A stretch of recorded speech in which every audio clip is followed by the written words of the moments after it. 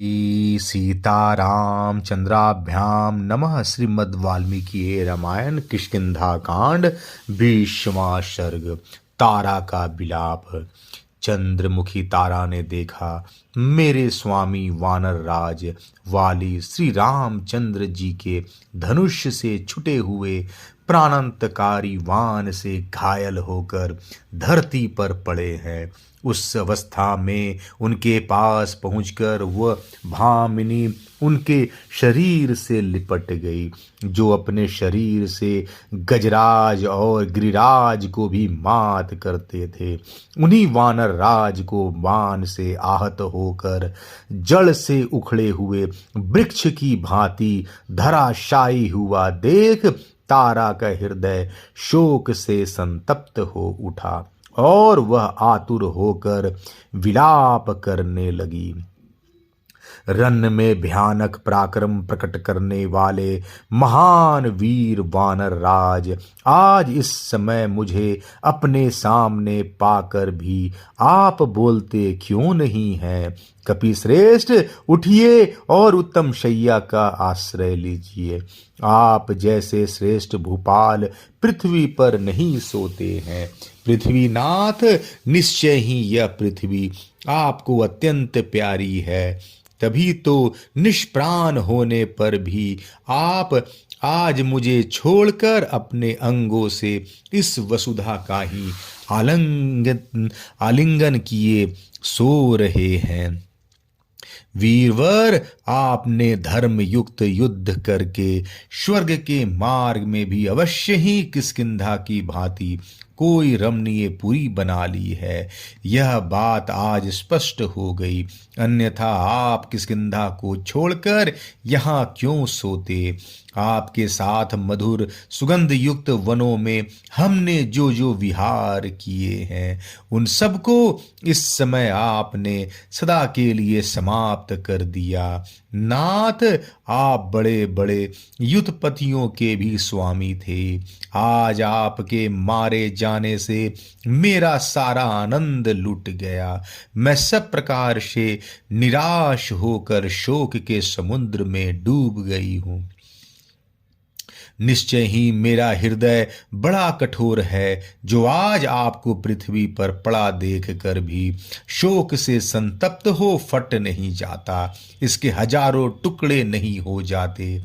वानराज, आपने जो सुग्रीव की स्त्री छीन ली और उन्हें घर से बाहर निकाल दिया, उसी का यह फल आपको प्राप्त हुआ है। वानरेंद्र, मैं आपका हित चाहती थी और आपके कल्याण साधन में ही लगी रहती थी, तो भी मैंने आपसे जो हितकर बात कही थी उसे मोहबस आपने नहीं माना और उल्टे मेरी ही निंदा की। दूसरों को मान देने वाले आर्यपुत्र, निश्चय ही आप स्वर्ग में जाकर रूप और यौवन के अभिमान से मत रहने वाली केली कला में निपुण अप्सराओं के मन को अपने दिव्य सौंदर्य से मत डालेंगे। निश्चय ही आज आपके जीवन का अंत कर देने वाला संशय रहित काल यहाँ आ पहुंचा था, जिसने किसी के भी वश में ना आने वाले आपको बलपूर्वक सुग्रीव के वश में डाल दिया।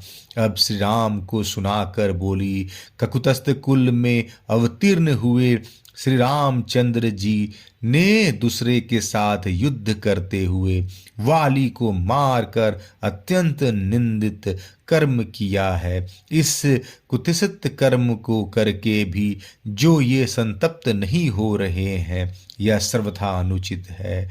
फिर बाली से बोली, मैंने कभी दीनतापूर्वक जीवन नहीं बिताया था, ऐसे महान दुख का सामना नहीं किया था, परंतु आज आपके बिना मैं दीन हो गई। अब मुझे अनाथ की भांति शोक संताप से पूर्ण वैधव जीवन व्यतीत करना होगा। नाथ, आपने अपने वीर पुत्र अंगद को, जो सुख भोगने योग्य और सुकुमार है, बड़ा लाड प्यार किया था। अब क्रोध से पागल हुए चाचा के वश में पड़कर मेरे बेटे की क्या दशा होगी। बेटा अंगद, अपने धर्म प्रेमी पिता को अच्छी तरह देख लो, अब तुम्हारे लिए उनका दर्शन दुर्लभ हो जाएगा। प्राणनाथ, आप दूसरे देश को जा रहे हैं, अपने पुत्र का मस्तक सूंघ कर इसे धैर्य बंधाइए और मेरे लिए भी कुछ संदेश दीजिए। श्री राम ने आपको मारकर बहुत बड़ा कर्म किया है। उन्होंने सुग्रीव से जो प्रतिज्ञा की थी उसके ऋण को उतार दिया। अब सुग्रीव को सुनाकर कहने लगी, सुग्रीव, तुम्हारा मनोरथ सफल हो। तुम्हारे भाई जिन्हें तुम अपना शत्रु समझते थे मारे गए। अब बेखटक राज्य को भोगो, रुमा को भी प्राप्त कर लोगे।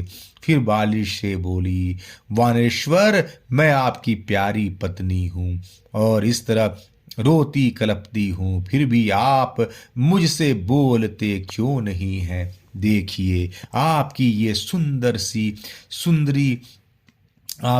बहुत सी सुंदरी भार्याएं यहाँ उपस्थित हैं।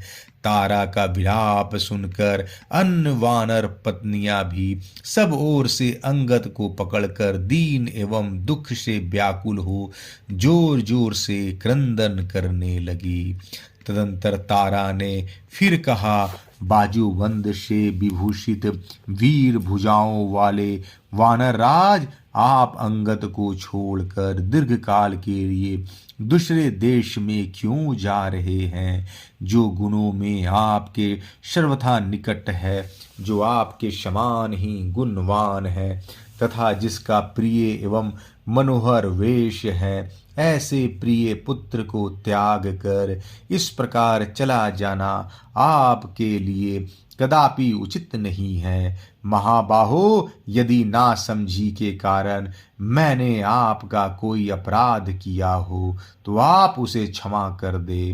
वानर वंश के स्वामी वीर आर्यपुत्र, मैं आपके शरण चरणों में मस्तक रख कर यह प्रार्थना करती हूँ।